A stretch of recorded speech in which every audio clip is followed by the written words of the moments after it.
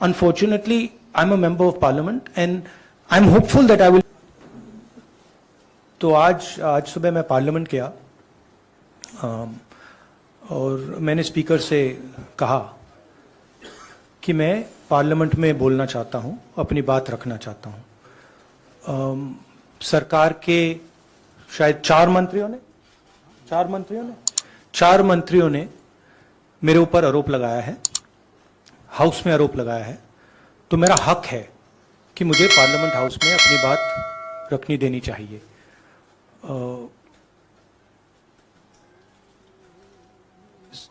Clarity नहीं है, मगर मुझे नहीं लगता है कि मुझे बोलने देंगे। मैं होपफुल हूं कि कल मुझे बोलने दें।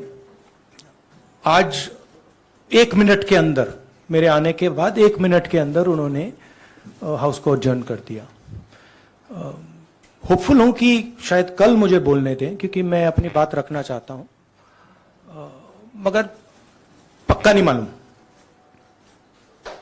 आइडिया यह है कि जो मैंने भाषण कुछ दिन पहले पार्लियामेंट हाउस में दिया अदानी जी के बारे में, और जो नरेंद्र मोदी जी और अदानी जी का रिश्ता है उसके बारे में मैंने सवाल पूछे, उस भाषण को पार्लियामेंट हाउस में पूरा एक्सपंज कर दिया गया। और उस भाषण में ऐसी कोई चीज नहीं थी जो पब्लिक रिकॉर्ड से मैंने नहीं निकाली। अखबारों से, लोगों की स्टेटमेंट से मैंने पूरा भाषण डेवलप किया था और उसको एक्सपंज कर दिया गया। ये पूरा मामला डिस्ट्रैक्ट करने का मामला है। सरकार और प्रधानमंत्री जो अदानी जी का मुद्दा है उससे डरे हुए हैं और इसीलिए उन्होंने ये पूरा तमाशा प्रिपेयर किया है। और मुझे लगता है कि वो मुझे पार्लियामेंट हाउस में नहीं बोलने देंगे, क्योंकि जो मेन सवाल है वो अभी भी टेबल पे है। अदानी जी और प्रधानमंत्री का रिश्ता क्या है?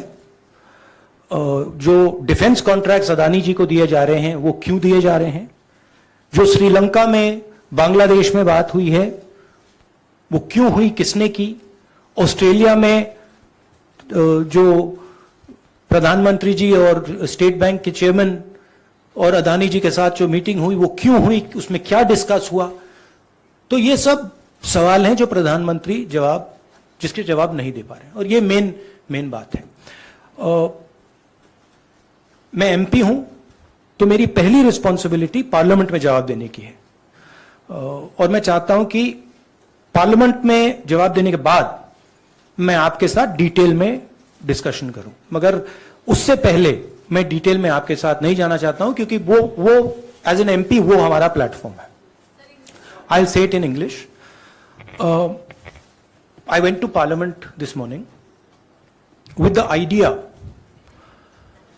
of putting what I have said or what I feel on the floor of the House. 4 ministers have raised allegations against me in Parliament House. It is my right to be allowed to speak on the floor of the House. I requested the Speaker today. I went to his chambers and I requested him and I said, look, I would very much like to speak. I told him that people from the BJP have made allegations against me, and as a member of parliament, it is my right to speak. He was non-committal. In his way, he smiled. But I'm hopeful that I will be allowed to speak tomorrow. What is going on here? This story started the day I gave my speech in Parliament about Mr. Adani. And I asked some fundamental questions to the Prime Minister about his relationship with the businessman,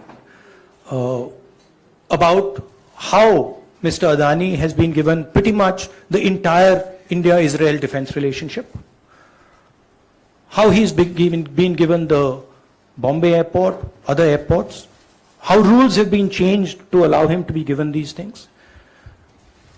What happened in Australia between the Prime Minister, Mr. Adani, and the Chairman of the State Bank, and one of the Chief Ministers of one of the states in Australia. That's a picture that is visible to everybody. Why is the Prime Minister of India sitting with the State Bank Chairman and Mr. Adani and an Australian leader? What is he discussing, and why after that discussion is almost $1 billion pledged by the State Bank to Mr. Adani?